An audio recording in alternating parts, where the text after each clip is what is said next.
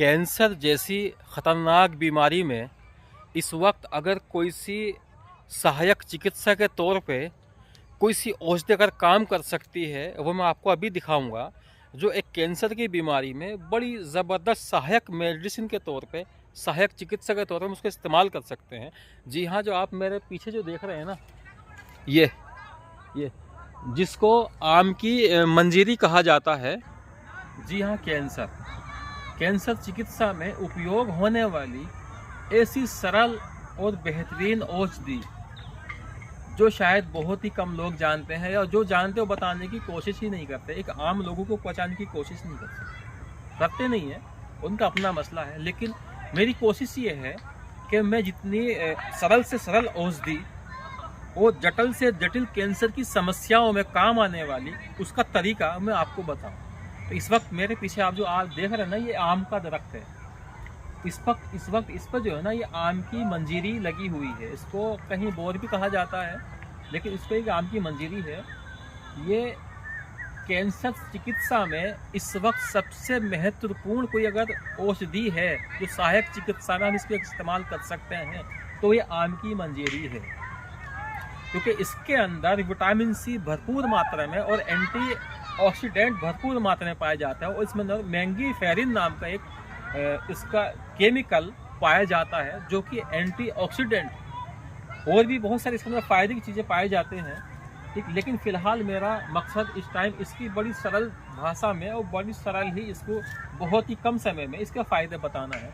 तो मैं आपको बताता चलूँ इसका कैसे इस्तेमाल करना है कैंसर की सहायक चिकित्सा के तौर पे। जी हाँ, कैंसर की सहायक चिकित्सा के तौर पे जो इस टाइम मुख्य और सहायक औषधि जो कोई इस टाइम अगर है तो वो आम की मंजीरी है।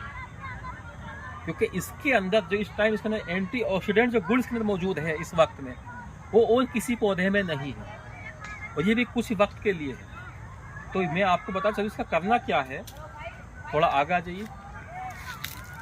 ये कम से कम इतना एक लेके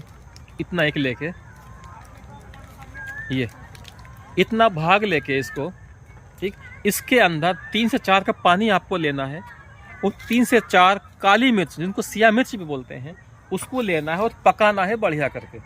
जब वो आधा कप या 1 कप रह जाए तो उसको छान कर उतार लेना है।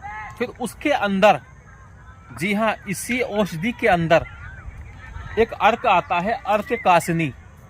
क्योंकि कासनी के अंदर भी एंटी कैंसर गुण पाए जाते हैं, जो कि कैंसर चिकित्सा में काफ़ी काम आता है। उससे 20 ml उस काढ़े के अंदर डालना है, फिर उसको सुबह शाम बना करके पीना है। ऐसा आप 2 हफ्ता लगातार कर सकते हैं।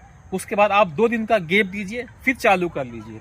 देखिए, समझने की बात है, प्रकृति हमें जो है हमारे अनुकूल ही हमें देगी, हमें प्रतिकूल हमें नहीं देगी। जो हमारे फायदे के लिए है, हमें प्रकृति समय समय पे वो चीज़ प्रदान करती है, बस हमें समझने की देर है।